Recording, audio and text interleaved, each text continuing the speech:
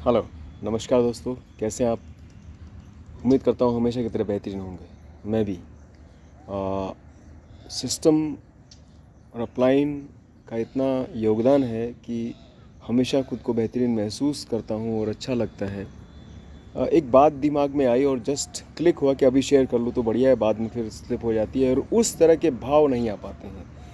It means जो भी काम आप जब करने का भाव आए तभी उसको कर डालिए, अदरवाइज़ बाद में उसको कर भी देंगे तो वो भाव नहीं रहेगा। बहुत गहरी बात है, 2 सेकंड के अंदर नहीं बताई जा सकती है।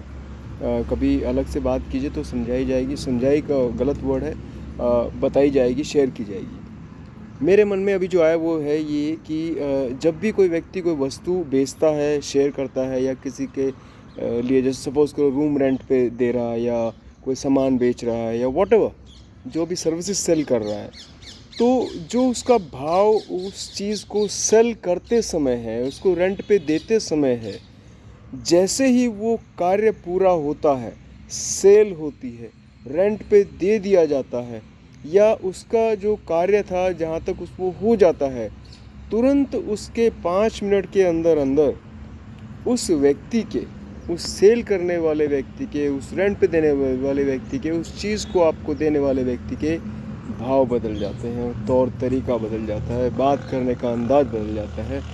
और यही मैंने देखा, स्कूल के बारे में भी है। स्कूल में जब आपको अपॉइंट करते हैं तो आपसे क्या बात की जाती है, और जब आप अपॉइंट हो जाते हैं तब आपसे क्या बात की जाती है, बहुत सारी चीज़ें सब।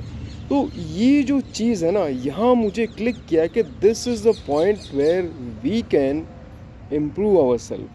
अगर आपके भाव वही रहें जो आपके भाव तब थे जब आपने उसको सेल किया, जब आपने उसको अपॉइंट किया, जब आपने उसको बेचा, तो जो आगे का जो कार्य है वो आपका कम से कम ये मान लो मोर देन 50% आसान हो जाएगा। वो व्यक्ति जिसको आपने वो चीज़ सेल की, अपॉइंट किया, रखा, बेचा, वो व्यक्ति आपकी बात का माउथ पब्लिसिटी का सबसे बड़ा स्रोत हो सकता है। लेकिन उसी को हम खो देते हैं, उल्टा हो जाता है।